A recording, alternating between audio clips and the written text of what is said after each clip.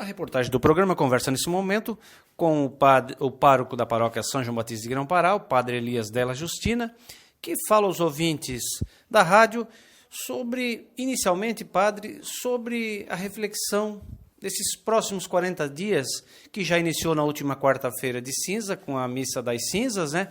E serão 40 dias de reflexão. Bom dia, padre. Bom dia aos ouvintes, bom dia, Enio. Eu tenho a alegria de novamente estar com vocês através do rádio. A Quaresma é um tempo forte para nós, que tem algumas palavras que ajudam a entender este tempo da Quaresma. Primeiramente, jejum, esmola e penitência. São palavras que foram fortes na quarta-feira de cinzas, no Evangelho que a gente leu de Mateus, e que dá um pouco o espírito da Quaresma. O Papa Francisco nos mandou uma mensagem para a Quaresma, que está disponível a todos os cristãos, dizendo que Quaresma é um tempo muito forte para todos nós, para sair da própria alienação existencial. A gente, às vezes, até na própria vida, vive alienado, isto é, fora da própria realidade. Diz o Papa que, graças à escuta da palavra e às obras de misericórdia, a gente sai desta alienação e se coloca, então, em relação a Deus mais próximo e mais próximo também em relação às pessoas. E as obras chamadas corporais, que são aquelas obras de fazer bem aos outros, visitar os doentes, enterrar os mortos, falar com as pessoas, estar em contato com todas essas obras chamadas obras corporais. Nós tocamos a carne de Cristo nos irmãos e nas irmãs necessitados de ser vestidos como alojados, visitados. Mas também a Quaresma é um convite para que a gente faça as obras espirituais que tocam diretamente o nosso ser de pecadores. E as obras espirituais, elas é como aconselhar as pessoas, ensinar as pessoas o caminho correto, perdoar quando a gente tem alguma coisa contra alguém, receber o perdão também, admoestar quando alguém não está no caminho correto e também rezar oração. Por isso, estas obras, elas são bastante fortes nesse tempo da Quaresma, que é o tempo de conversão e também o tempo de penitência. Padre, também é costume da nossa igreja lançar um tema a ser debatido e discutido da campanha da fraternidade. E nesse ano é um tema importantíssimo, né, que debate o saneamento básico. Inclusive, na última quarta-feira, o senhor aconteceu aqui na Igreja Matriz também uma assembleia onde esse tema foi amplamente debatido e juntamente com as lideranças do interior e aqui da cidade. Então, o que o senhor tem a dizer sobre esse tema da campanha da fraternidade? Realmente é um tema bastante importante, o tema do saneamento básico. O tema da campanha é casa comum, nossa responsabilidade. Isto é, a casa comum significa o local onde a gente mora, o local onde a gente vive, o espaço, a terra, a água, enfim, tudo que aí tem. Isso é a nossa casa comum. E é nossa responsabilidade cuidar desta casa, como é nossa responsabilidade cuidar da casa onde a gente vive. E o lema desta campanha é: quero o direito brotar como fonte e correr a justiça qual riacho que não seca. Realmente, baseado no profeta Amós, no contexto dessa nossa realidade, de um mundo que não exatamente é assim, é que se escolheu o profeta Amós como um desafio para que todos nós, cristãos e pessoas de boa vontade, iniciamos mais esse tempo da Quaresma e também mais esta campanha da fraternidade. Neste lema tirado de Amós, capítulo 5, 24, ele sonha a necessidade de o direito brotar como fonte, de a gente então não ser tão massacrado, não ter tão eu viver com tantas dificuldades, mas o direito ter fonte e a justiça social brotar como um riacho que não seca. A justiça social.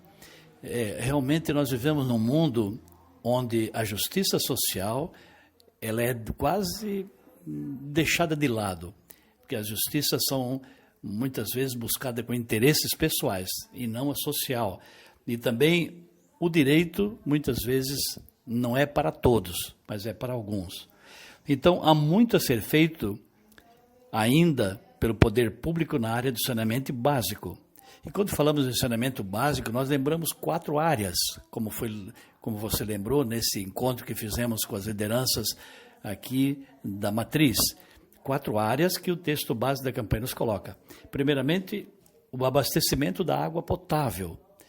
A água, nos centros, a água tratada ou água potável que se pega diretamente das nascentes, como muitos do nosso pessoal do interior assim faz.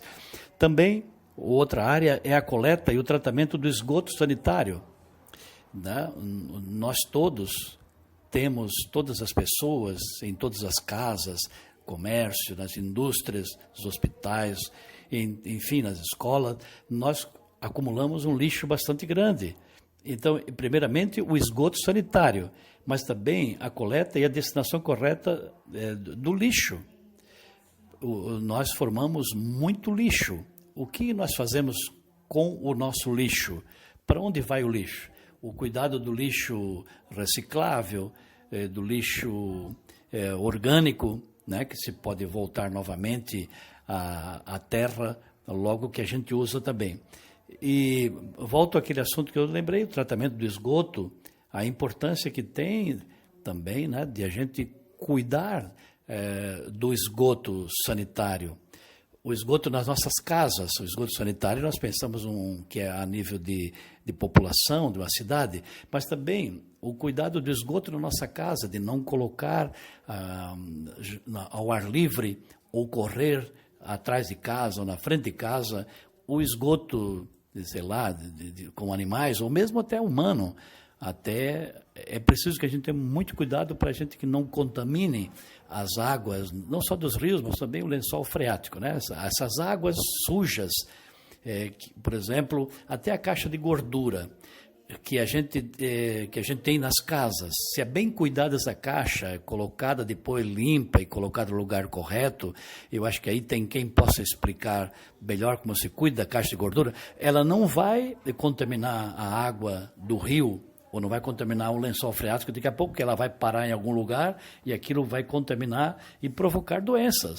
Sabemos que há muitas mortes de diarreias, inclusive no Brasil, por causa do não tratamento do próprio esgoto das casas também, né? E também, é claro, o esgoto sanitário. Então, esta coleta e o tratamento é importante. E a outra área é a drenagem da água da chuva, o cuidado que temos também, que podemos ter. E aqui já deixo também esse desafio, né, para a gente aprender da campanha, a mudar os nossos hábitos. Por exemplo, eu vou citar alguns deles.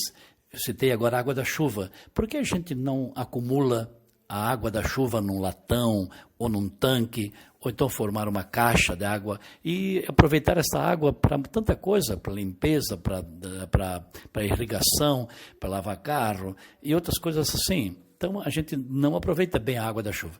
Depois, a água da chuva que eu falo é aquela água que sai dos telhados aqui, normalmente das nossas casas, de construções próximas de casa.